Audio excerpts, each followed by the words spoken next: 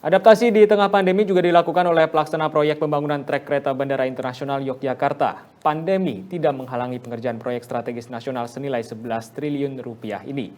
Beragam upaya terus dilakukan untuk mengejar target penyelesaian dan tetap menerapkan protokol kesehatan sebagai langkah untuk menekan penyebaran COVID-19.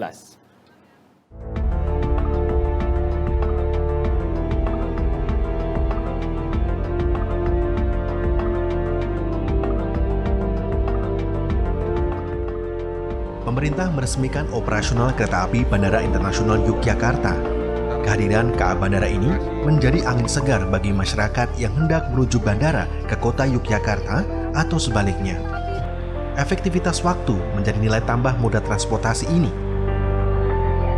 Durasi perjalanan yang hanya memakan waktu 40 menit lebih efisien ketimbang menggunakan kendaraan roda 4 yang memakan waktu 1,5 jam hingga 2 jam perjalanan dari pusat kota Yogyakarta. Selain efektivitas waktu, kenyamanan di dalam kereta pun tak perlu diragukan lagi. Kereta bandara itu nyaman banget dan akses yang bisa dikatakan untuk semua orang, apalagi kalau pengen ke bandara kan lumayan jauh, jadi kita bisa enak pakai apa ketika barang-barang banyak ataupun bisa langsung masuk ke bandara, jadi kita lebih nyaman. Namun, mengejar target untuk bisa segera beroperasi bukanlah hal yang mudah. Ditambah pengerjaan proyek berlangsung di masa pandemi. Sejumlah upaya pun dilakukan agar tetap bisa mengejar target penyelesaian dan menerapkan protokol kesehatan di masa pandemi. Pelaksana proyek secara rutin mengecek kondisi kesehatan para pekerja. Tes antigen pun secara berkala juga dilakukan. Untuk meminimalkan pekerja terpapar COVID-19, pelaksana proyek mengeluarkan kebijakan membatasi pekerja keluar masuk proyek. Selama penerapan PPKM, pekerja diimbau tidak pulang ke rumah. Kebijakan ini dikeluarkan mengingat beberapa pekerja terpapar COVID-19 usai pulang dan berinteraksi di rumah.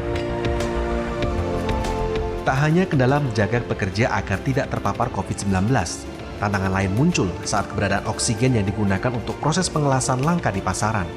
Oksigen diutamakan untuk menyelamatkan pasien COVID-19 yang sudah dalam kondisi parah. Pelaksana proyek pun kembali beradaptasi dan menggunakan teknologi baru, menggunakan flash butt welder, yakni teknologi yang digunakan dalam proyek kereta cepat Indonesia-Cina atau KCIC dan Light Rail Transit.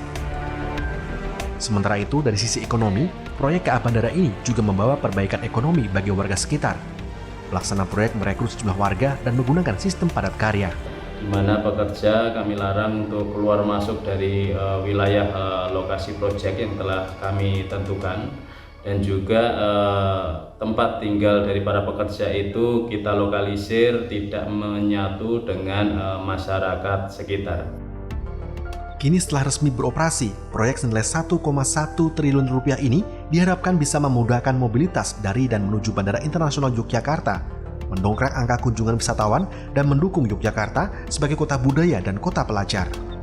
Keberadaan airport ini bisa memberikan akses kebanggaan masyarakat Jogja ini, bisa angan-angan kita, harapan kita dengan adanya International Airport ini betul-betul bisa kita laksanakan sebagai kota budaya dan kota pariwisata. Dalam masa promosi, tarif yang dikenakan bagi penumpang sebesar Rp0. Setelah masa promosi usai, yakni pada 17 September, tarif yang dikenakan untuk rute dari stasiun Tugu Yogyakarta menuju stasiun bandara yakni sebesar Rp20.000. Dari Kulon Progo Yogyakarta, Putut Karangjati, Metro TV.